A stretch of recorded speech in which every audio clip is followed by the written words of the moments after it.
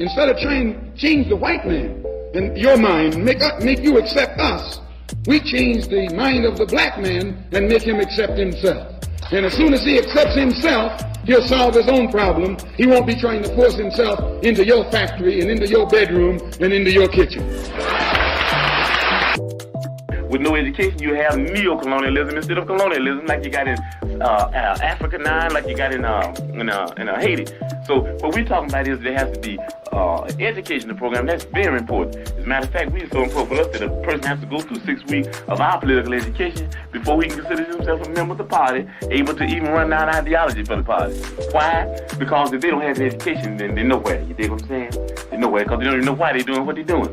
You might get people caught up in an emotionalist movement. You understand me? You might get them caught up in because they're poor and they want something. And then if they're not educated, they want more. And before you know it, they'll be capitalists. And before you know it, we have Negro imperialists.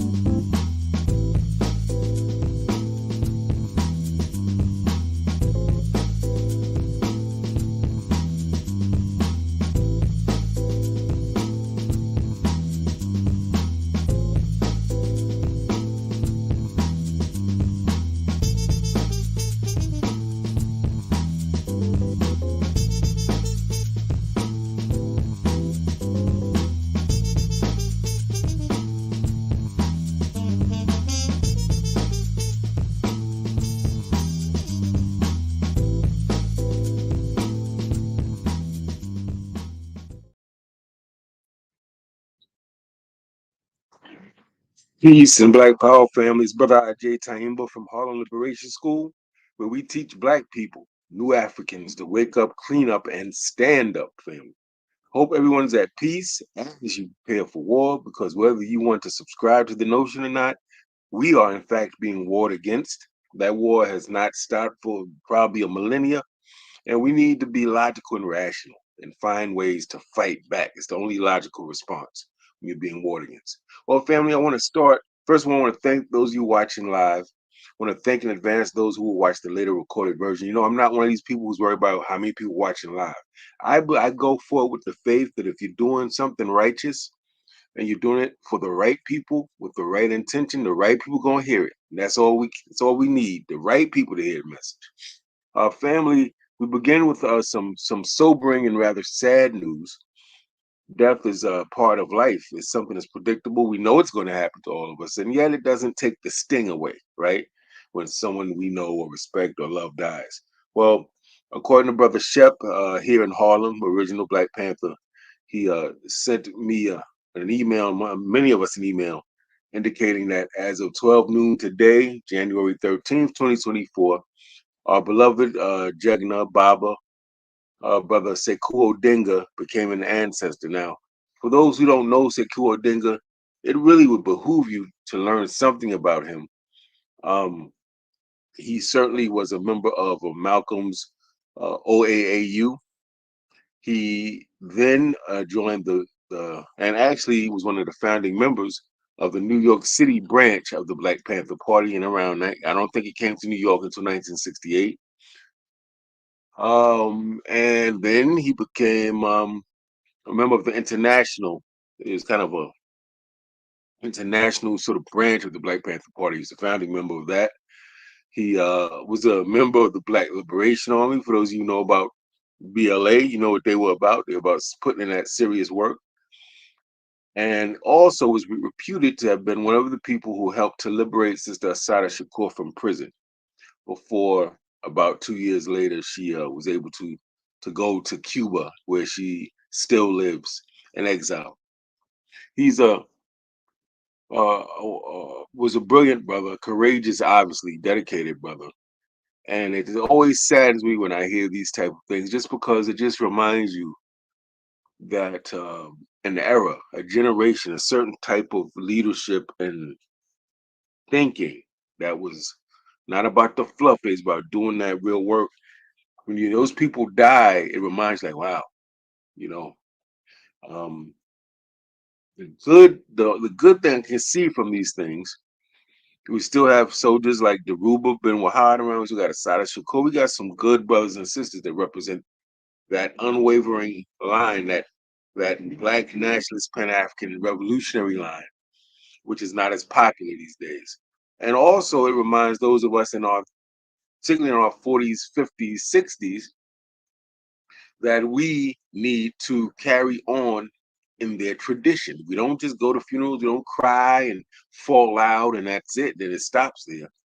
That we include the names of these greats in our prayers and our affirmations, pictures of them in our devotionals, that we remember them, that we stay connected to them, and that we do things in our lives in some way to carry on the things about those people that we respected. So just want to say salute to brother Sekou Denga, Baba Sekou Denga.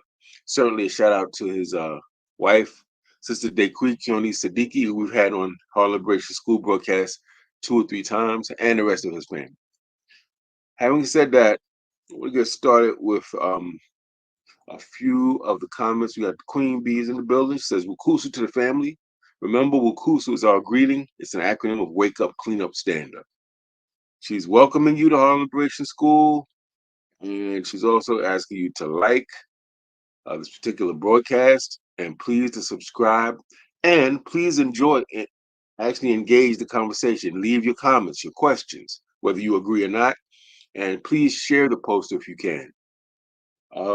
So we are talking today about this topic: beware of neo-colonial leadership. This is very important, very close to my heart, something I've seen in my life, in my journey, and it's so important to me.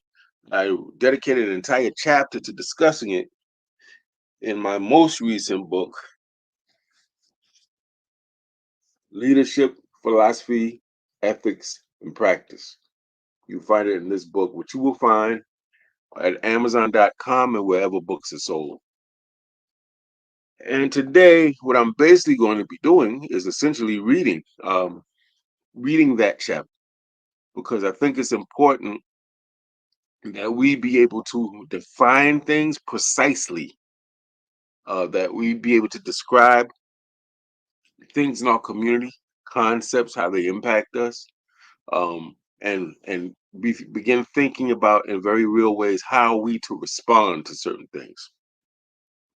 All right, so I'm going to begin reading. This won't be long, I don't think, unless we got a lot of comments or questions. So this is in the chapter on neo-colonial leadership in my book, Leadership, Philosophy, Ethics, and Practice. Effective leaders and organizations are important protectors and advocates for our communities. You can find such individuals and groups throughout the United States, creating alternative schools, challenging police misconduct, feeding people, fighting for workers' rights, calling for prison reform, creating community gardens and farms, etc., etc. When leaders and organizations do their work well, communities become empowered politically, economically, and socially. In a perfect world, effective leadership would receive financial support, favorable media coverage, and plenty of commendations from elected officials. But our world is certainly less than perfect, and you will find that effective grassroots leadership, when grassroots leadership often experiences difficulty raising funds, receiving media coverage, securing community space, and forming meaningful alliances. Meanwhile, we notice a few groups or leaders that always have access to funds. They have no difficulties acquiring buildings for headquarters or meeting space. The mayor and other elected officials sing their praises and make resources like vehicles and media available to them. We might also notice that this small section of so-called leaders and groups are often guilty of corruption, incompetence, and various degrees of abusive conduct in the community and towards their employees and members. You may ask, how is this possible? How can vitriolic, incompetent, and corrupt leadership be so successful in our communities? Why is such poor leadership supported so well? And why does it seem to be uh, insulated from criticism? The answer to such questions is two words, family: neo-colonial leadership. Kwame Nkrumah was a great 20th century African independence leader, Pan-African theorist, follower of Marcus Garvey, and the first president of modern-day Ghana. He wrote extensively about the horrors of imperialism and colonialism. He noted that after African nations won their independence from European powers, these European nations changed their method of exploitation from colonialism to neo or new colonialism. With colonialism, oppression was raw and brutal. European nations exploited African labor to mine natural resources in Africa, diamonds, gold, rubber, and timber, for the enrichment and industrialization of Europe. After several African nations successfully fought for their independence, European leaders removed themselves, their families, and their troops from the territories they once colonized. They even held formal ceremonies, recognizing their former colonies as newly independent African nations. However, this transfer of leadership was more symbolic than substantial. In fact, via neocolonialism, European domination continued despite the appearance of African sovereignty. Sound familiar? European nations left physically, but they still exercise control over African people through their political and economic advisors, their use of foreign aid, and their use of neo-colonial leaders, which is our subject for today.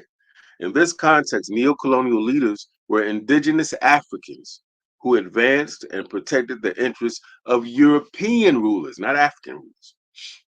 Being Black and native to a particular territory gave these leaders the appearance of African empowerment. Because they were loyal to European interests and had full backing from European nations, these Black leaders with their white allegiances could and often did get away with corruption and abusive acts against other Africans. Predictably, such leaders received perks and special benefits as compensation for their loyalty to their European masters. They were like lapdogs for the white man, we might say. While some important differences exist between the oppression of continental Africans and Black people in the United States, the two also have similarities.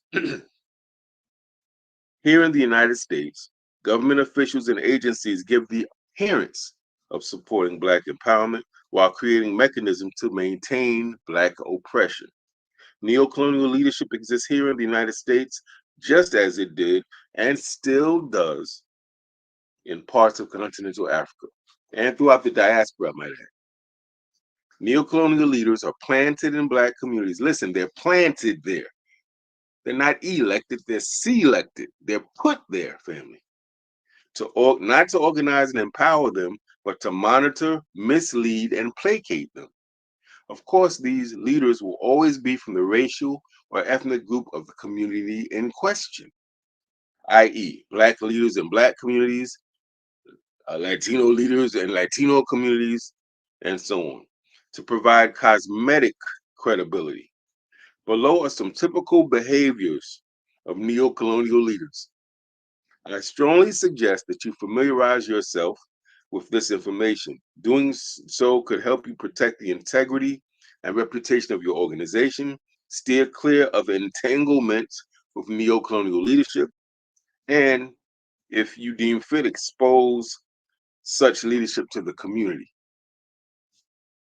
Traits of neocolonial leaders, and we're almost done.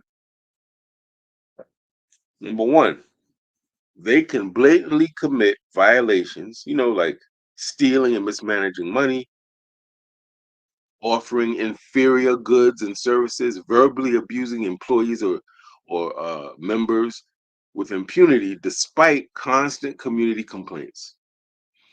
Two, they seem to have constant and easy access to funds, facilities, vehicles, and favorable media coverage. often provided as favors from politicians whose interests they serve. 3, they will often be found publicly defending or being apologetic for officials and agencies that are abusive and offensive to our community.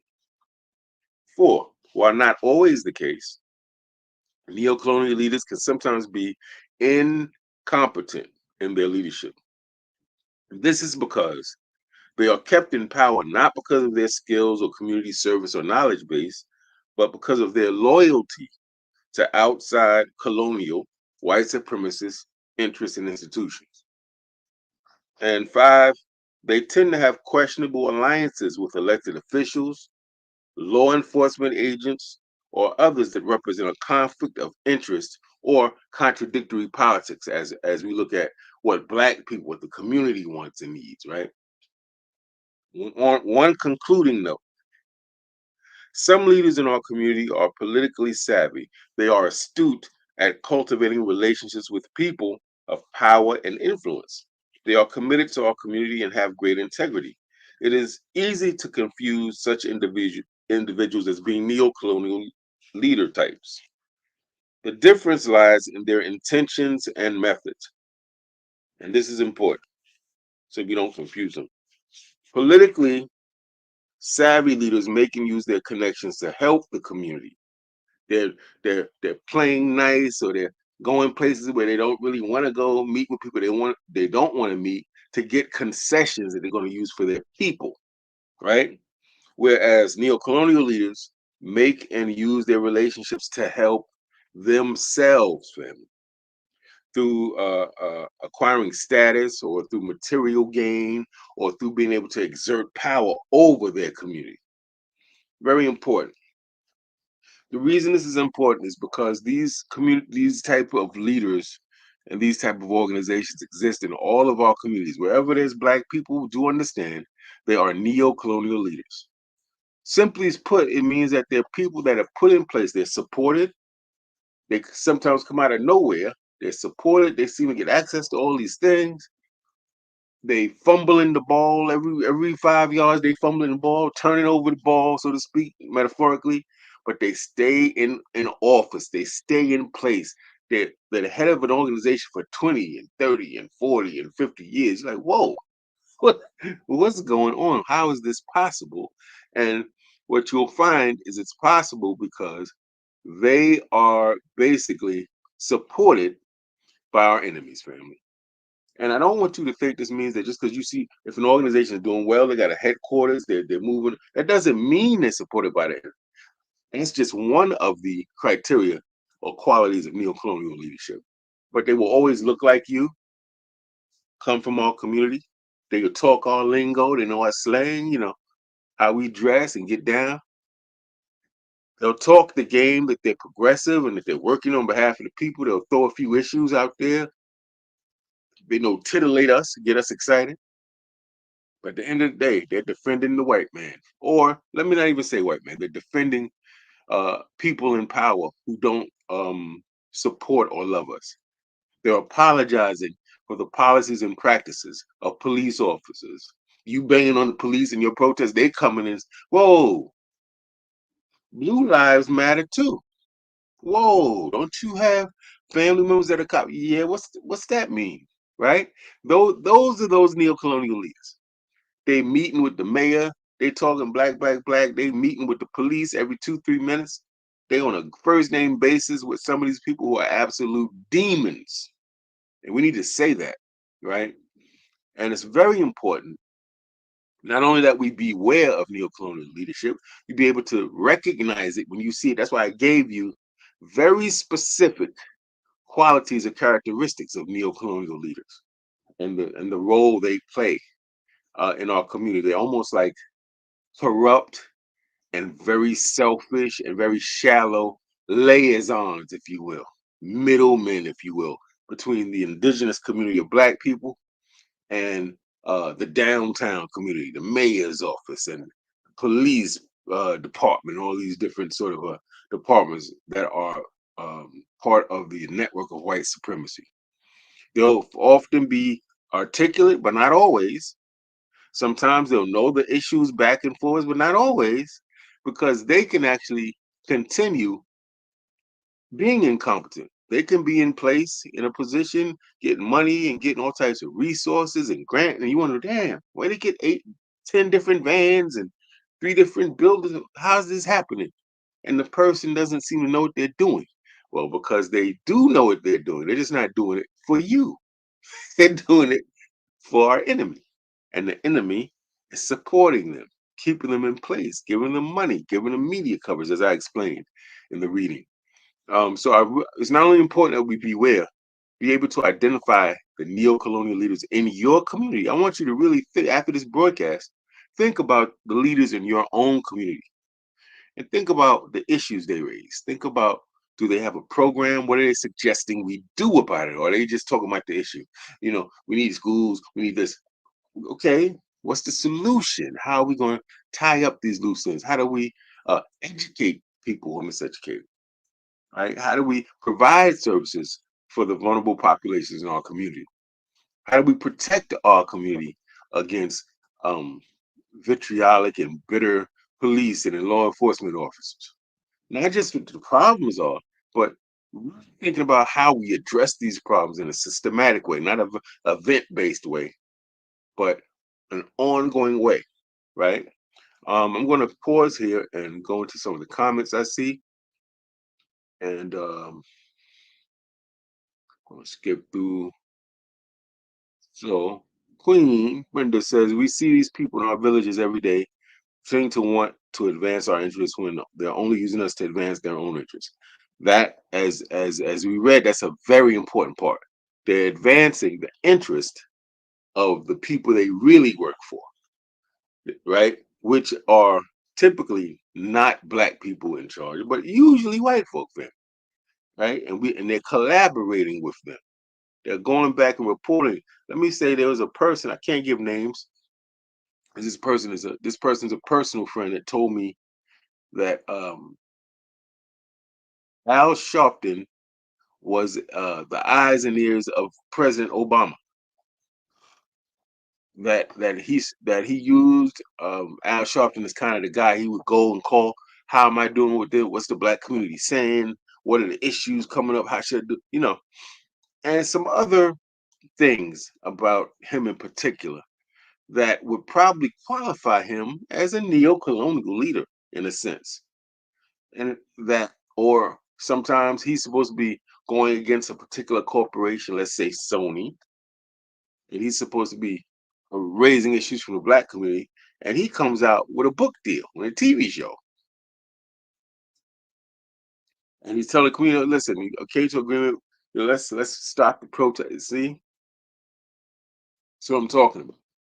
Or you got people who they're supposed to be fighting against police brutality, and they're going to Donald Trump rallies and taking pictures with Donald Trump supporters, holding their babies, kissing the babies, and telling, oh, I never thought that I would have something in common with these Donald Trump supporters, but it seems like we're one. Whoa, you sound like you either deeply confused, you had a narcotic drug, or you are a neo-colonial leader. We can't afford this, family. We can't afford this. We have to get to a place where we love ourselves. This is coming from love, not hate. You love yourself so much and you value yourself and your people so much that you're not going to tolerate bullshit from people. Just like a parent in the school, that kid in the school, you're not going to tolerate your child being miseducated, your child not getting homework, your child not understanding what's going on, right?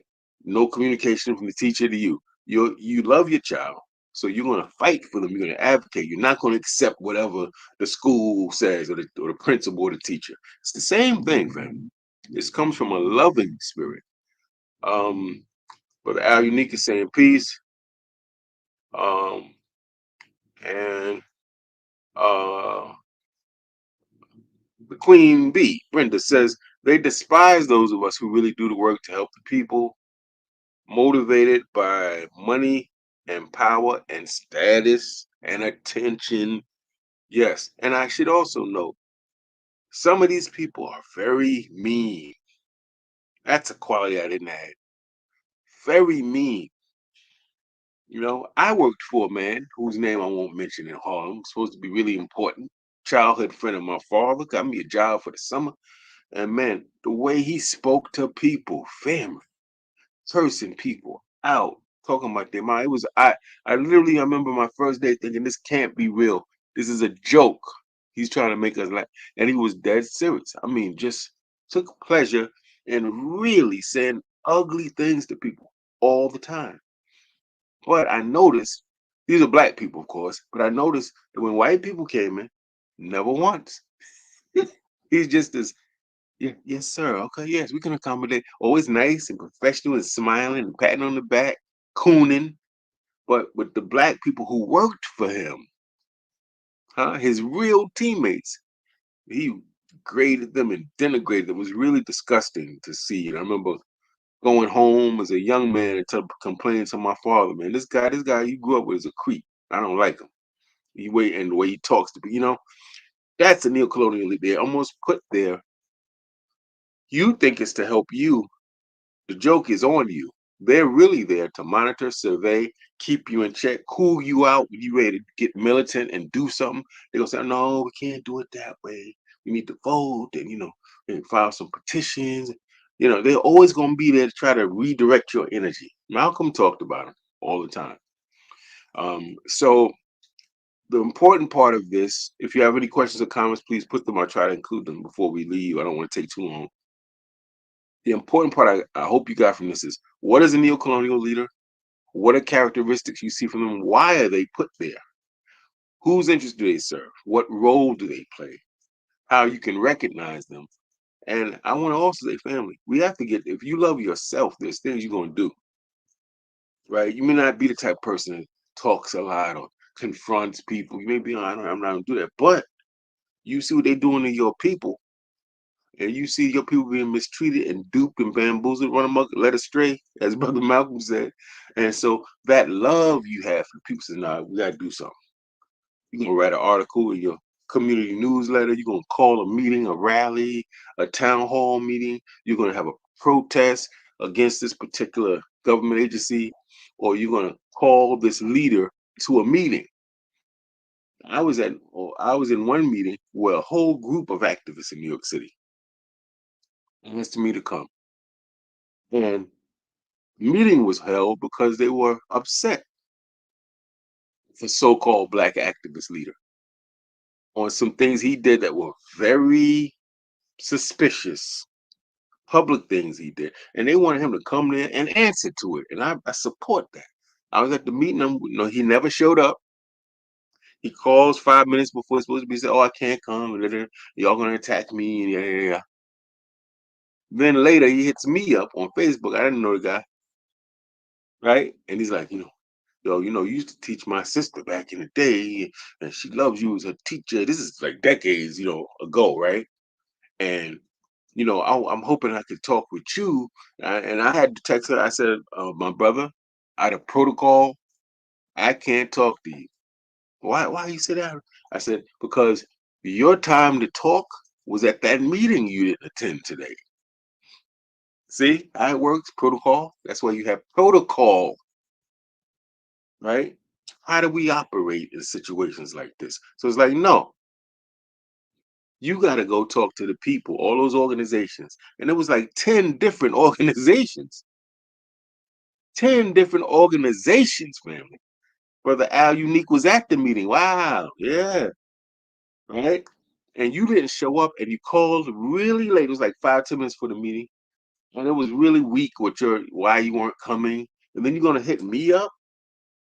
So what? So that you can be like, to that group, you say, oh yeah, I spoke to Brother Agyei Tyehimba, right? Who clearly is respected because all those people asked me to be there.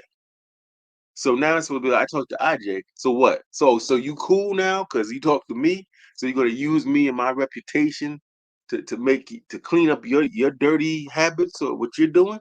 No. So I had to tell him I can't do that. He got mad, whatever. Next thing you know, he's attacking me. Him and his sister attacking me on Facebook. No problem. Y'all can attack me because y'all neocolonial leaders. But the people, the real leaders in the community, no, that's not how you do. Um, Yes. Thank you, Al. Yeah, thank you, Al. Unique. The brother said all lives matter at the rally and did some other very disturbing things. And my queen says we must be on the lookout for these people and stop them. Yes. And Brother Mark McPhee, he's a peace, Brother Mark. He says they are the buffer class working for the benefit of white supremacy, nothing more than overseers. That is correct. And see, you'll get in your organization, you'll be like, well, I'm going to get some media coverage. We rarely, I know Harlem Liberation School rarely had major media coverage at our events. we is desperately trying to find a brick and mortar, a place we could be in. And very difficult. But some people got 3 headquarters. How is that possible? Well, that's another story. Family, I hope you get the point here is that neocolonial leaders are a real thing. Our great scholar and independence leader, uh, president of Ghana, Kwame Nkrumah, wrote a whole book about neocolonialism. It's called, in fact, Neocolonialism, the Last Stage of Imperialism. It's a book you might want to check out. But if you want a quick synopsis of it and how to stop it and identify it, you could also get my book, Leadership, Philosophy, Ethics. What's that? Philosophy, Ethics, and Practice. We have to. This is not a personal thing. This is not. Oh, I don't want to attack nobody. We're not saying attack people. We're saying this is for the benefit of our community. Our community members need to know that the people who are getting paid to represent their interests, who getting perks of media coverage, perks, they're getting free dinners and they're getting play tickets, they get perks for being in positions of leadership. They need to know that those people represent them authentically, right? And they need to know that if they don't represent them authentically, so that they can get their asses out of power, out of office. It makes sense, family? So that's all we're saying. Come on in, sis. Come on in. So that's all we're saying to you. Make sure that you understand what neocolonial leaders are. Make sure that you do everything you can not to support them. I would also say some people may want to expose people, just call them out by name. I would not suggest you do that. I think that backfires because those people have the support often of the mayor, the police, the council members. And by the way, many of your council members, many of your politicians are neo-colonial leaders. Do understand. Understand that. You may have voted for them, you voted them in, they represent your district, but they represent the interests of the white man downtown. So I would suggest do not name them by name. Just let people know how to identify such people. And then do what you can to get them out of office. Make sure that we have people representing us who represent us for real, family. Because that's what you do when you're self-respecting, when you're self-loving, when you value yourself. With that said, family, I want to thank you all for joining us. Wish you a blessed day, a beautiful weekend. And remember, family, if anything we want to put in place, anything we think we need, we got to put it there. Any things that exist in our community that we think are deleterious, that we think are disrespectful, exploitive, we got to take away from it. We have to do it. No one else is going to do that for us.